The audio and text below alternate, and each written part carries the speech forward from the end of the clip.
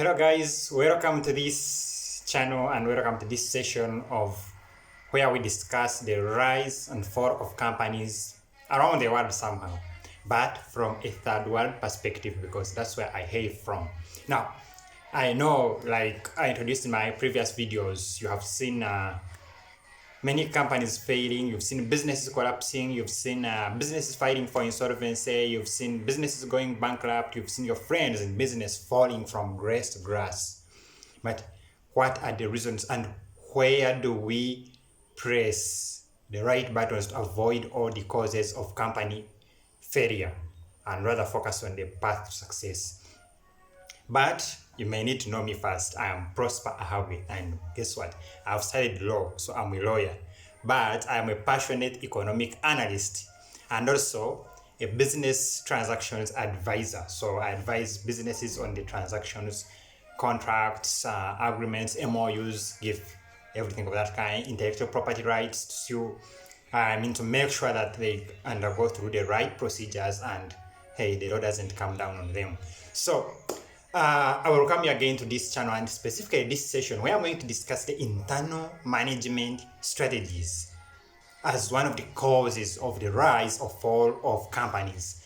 Now, the internal management strategies of companies range through a lot of factors that aid in the production and maybe marketing and the growth and operations of the company, because you have issues to do with human capital. How do you take in your labor? How do you do recruitment? And how do you do management of human capital or human resource? You have a marketing strategy as also one of the reasons why a company may rise or fall, and whatever strategy you choose, because there is no single formula to development. That one I need to assure you. There is no single formula to development, but there are basic areas or there are basic points of etiquette which if you don't go with or if you don't bow to, then you are more liable or more vulnerable to succumb to the causes of why companies fail. And now when you watch this video, then it means you will get prepared to avoid those causes. So let's look at it. And also again, there are other strategies. How does a company grow? Is it growing organically or inorganically? That is also key, because a company that has grown organically has built its capacity to withstand. It has come with a firm foundation and it has built its capacity to withstand all tempests. So it must be a tempest and a half for this company to fall easily. But a company that has grown inorganically cannot withstand a strong wave. And we are also going to delve into what is organic and what is inorganic growth. Then we'll also have about if it's a multinational company, how do you specially operate in different locations? I can tell you that the way Coca-Cola operates in the United States is not the same way Coca-Cola will operate in Uganda. I can tell you that the way Ford operates in the United States is not the way Benz will operate in Kenya. I can also tell you that the way MTN operates in South Africa is not the same way MTN will operate in Tanzania.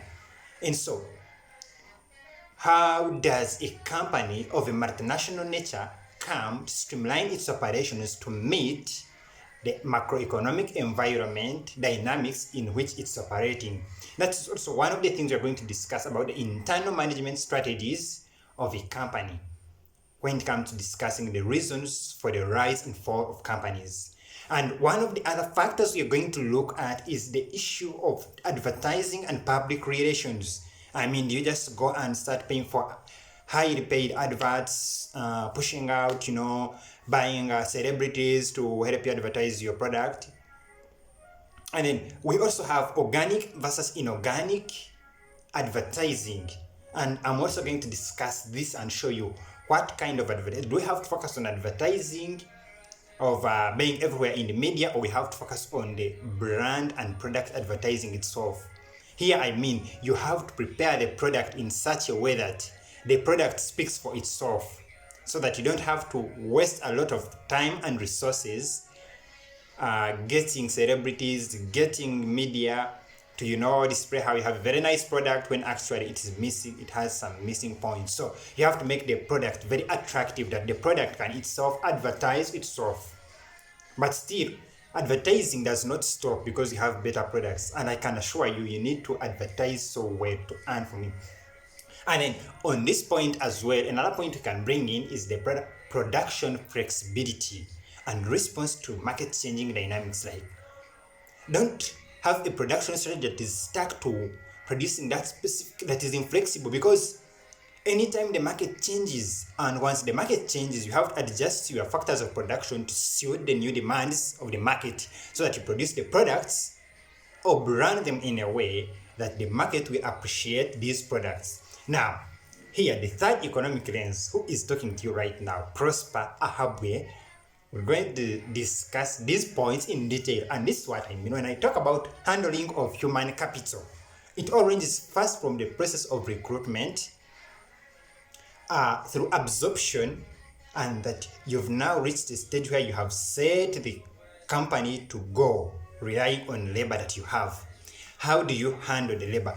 Is labor an external point in your production, or are they part of the production, or are they the production process itself? Because you'll find that most of the companies treat labor as a buyer, but you'll find that this human resource is also capital. That's why in other terms we call it human capital. These people are the capital itself, because without this capital you will not be able to operate. So from the way you do your recruitment to the way you organize this labor in your, to the way you organize this labor to fit them in the production strategies or in the production process, and to the way these people who are at work feel the treatment they are given and feel they are part of the work itself. All these are key items to consider when preparing to dodge the causes of company failure. Now, let's look at how do you recruit labor in the first place. What do you have in mind when you are making out an advert or when you are bringing in someone to interview them? I've discovered that of late, many companies have taken in this thing of aptitude and logical reasoning tests, logical reasoning tests and aptitude tests, and you're checking whether this person qualifies. And well, that's not bad. You're testing a person's reasoning abilities and their abilities to respond to problems. But then, are you addressing this in line of their specific duty? If you are recruiting a marketeer, what are you looking at? Are you looking at their qualifications? Are you looking at their experience? Are you looking at their personality as well in terms of how they will do this work? If you are recruiting a manager, what are you looking at?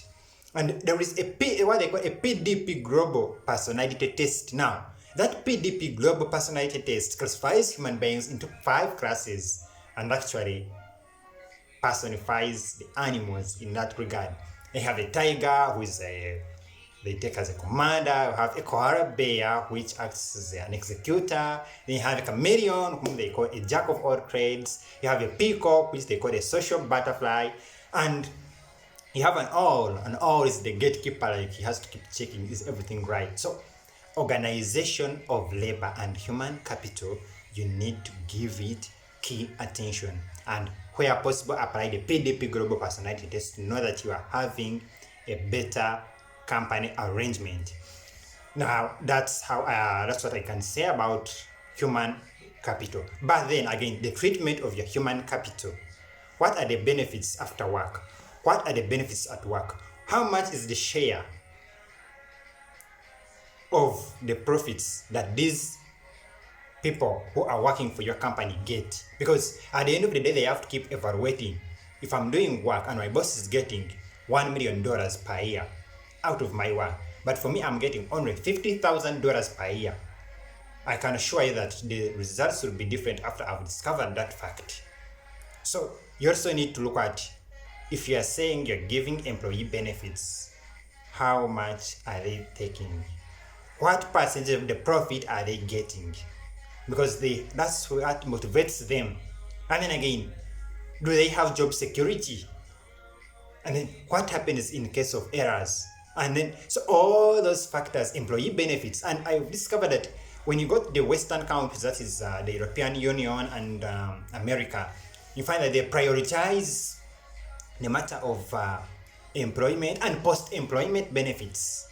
When you are terminated, what happens? But here in Africa, we still treat labor as, I don't even know how to classify it, because we treat them as the robots you've hired, knowing that when it gets done with its work, you will let the robot go. But treatment of labor or human capital is key. How you treat them is how they present their results. Do not wait for legislation to come and force you on how to treat your laborers or your workers.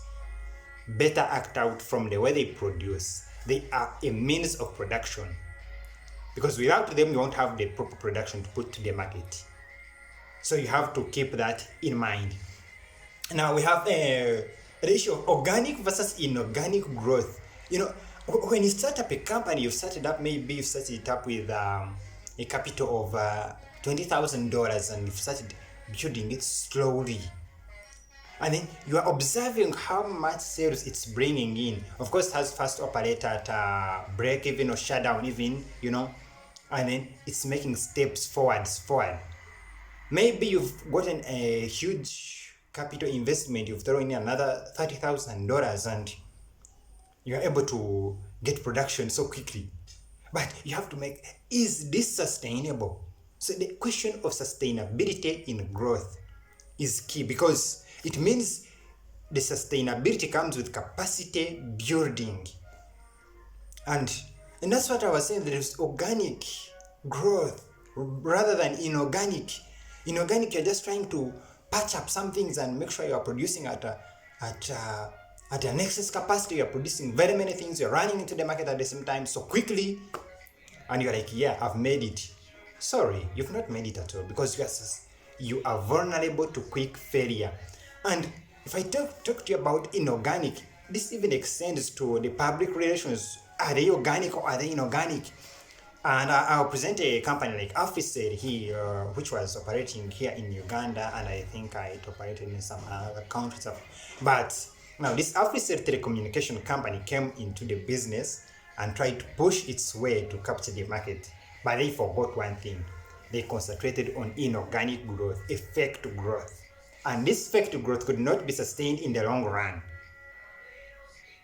And guess what? Within a few years, they are unable to meet their operation costs. They are unable to capture the market, because instead of focusing on organic product development, they focused on advertising their, not up to standard products. And eventually, no one was willingly taking on their products. So when they could no longer pump in that excess capital, they had to close. And I can assure you that was a very great loss. Very great loss. I doubt whether they made any single profit, because operation costs were extremely higher than even the minimum amount they could receive from their clients. So organic versus inorganic growth of companies, you have to look at it closely and keenly and see how to dodge that inorganic ghost, because many people are tempted to, they still, pump in a lot of money in, money out, that when you pump in a lot of money, you get a lot of money so quickly. That is not true. You have to pump in strategically and organically, focus on organic growth, like grow naturally, normally, step by step, one step at a time. Don't rush. While you may need to rush to get more profits, don't over rush. Go step by step. And on this, I also talked about the advertising and public relations. Like, are your public relations organic? How are you handling things, and how do you invest in public relations? I find that here in Africa, and specifically speaking from a perspective of Ghana, we find that we rarely invest in public relations of companies and our businesses. All we focus on is whether the consumers would buy our goods, and we pay less attention to consumer growth. We pay less attention to consumer sustainability. We pay less attention to consumer loyalty, because public relations of the company are what creates sustainability. And let me show you. We have companies like Coca-Cola that have been operating for hundreds of years. And But every day I go on TV, I will see a Coca-Cola advert. Can you imagine? Yet Coca-Cola is in almost every country around the world, But every day it's advertising, advertising, advertising. And every time I go on TV, I will see a Coca-Cola advert. Probably that could be one of the reasons why it has managed to withstand, world wars, depressions, economic depressions, pandemics, wars in various countries, and it has continued operating up to date. So public relations is also key in sustaining your customers and also giving your employees confidence that they work for a nice company. They also feel proud, when working, when someone tells you I work in Coca-Cola, you feel yes, And when you come again, like I said, in the Ugandan perspective, you have companies like MTN and Airtel dealing in telecommunications. These companies have established what I can call a duopoly, like they command the market of telecommunication here in Uganda. But when you check, every day you go on TV, you will see at least an Airtel or MTN advert. Every time MTN releases a new product or a new service, they will go and advertise it intensively. So advertising is not just for the rise of it, but also to sustain your clients. Because this is a changing world. Everyone is trying to copy what you're doing. Everyone is establishing something new and better. So you have to keep your clients and sustain them for long. So advertising is key to escaping the causes of why companies fail. Now, when you reach a time and you feel like I have grown and I no longer need to advertise, not at all. That's for state corporations maybe. But for private companies, you need to keep advertising every now and then. Look at Stanbic Bank, from the Standard Bank Group.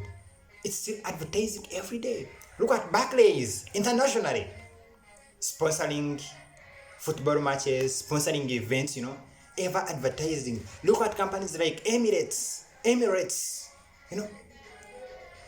has a good clientele, but every time it's investing in advertising, and for you has just risen from $5,000 to $30,000, you feel that your company is too big to keep investing in advertising. My dear, that is not true.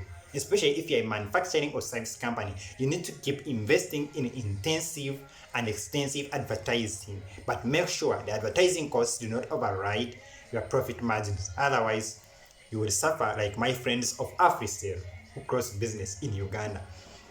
And one other thing we need to look at is localization for multinational, and this point is specifically for multinational companies. When you enter a new market, you're going to a new country, what do you look at? Last time I told you that we find that the water we drink here in Uganda is Rwenzori, and that Rwenzori water has a Coca-Cola brand. So they came, looked at the highest mountain which we cherish in the Pearl of Africa, and decided to name it after their water. So now we have Rwenzori water and we are comfortably drinking, and So localization of brands and products themselves, but as well as localization of the labor, because it makes people feel that they are owners of the company and much more obliged to support this company. So that when you enter in Kenya, you'll find that you have to employ the Kenyans. Don't just ship and bring it. No, don't wait for legislation, state laws to force you to localize. No, focus on localizing as a way to capture the market from which you are operating. And I'm also talking about product and brand. So not only do you localize the brands, the products, or the human capital, but you try to localize without lowering the standards though. One of the companies I like is KFC, Kentucky Fried Chicken, These guys, any country, they have the standards. In that even when they give you a franchise, any country they are operating in, they still must go to those standards. So even in localization, they still have those standards they don't fall for or they don't go below. So that is key. And when you address some of these points in the internal management strategies of a company, you'll find that you will be able to circumnavigate the macroeconomic dynamics that are affecting your company, or the dynamics that are affecting any other business. And then we have what I call product flexibility and market response. Now, product flexibility is that where you have been producing this soap which is for body use, but then somehow, somewhere, someone else has come producing something better. Are you going to stay producing the same thing because probably it has a bigger market? No, you have to adjust and produce something better than the other one. Or probably somehow the market feels they need something better. You have to keep making your products better. And I've realized this with electronics companies, automobile companies. You'll find that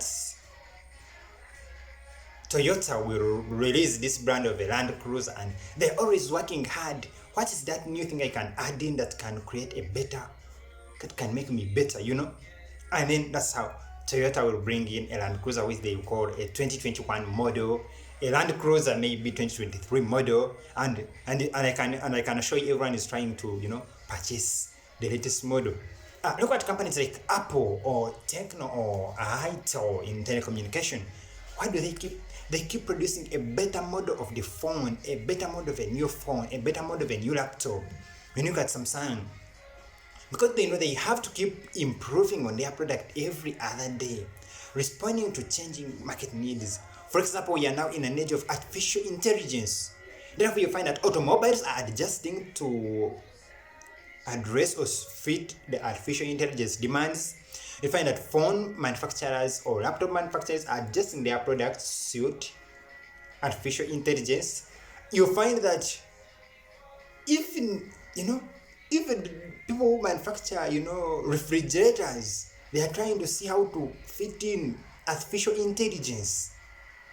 So if AI has become as a new trend, how are you ready to change your product to suit the new AI technology? You look at a company like Tesla. Tesla is ever improving every other day. Musk is asking, what are we bringing afresh to the market?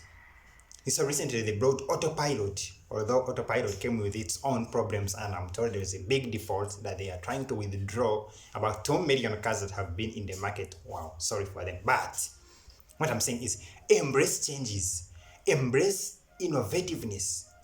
Every now and then, don't get satisfied because somehow your product meets consumer demands and you get satisfied and you say, no, keep looking at how to make your product better. How can I become a better product to society or to my market? That's what will make you infallible. Because, and like I said at the start, companies are not mortal like human beings that you say we are bound to die. No.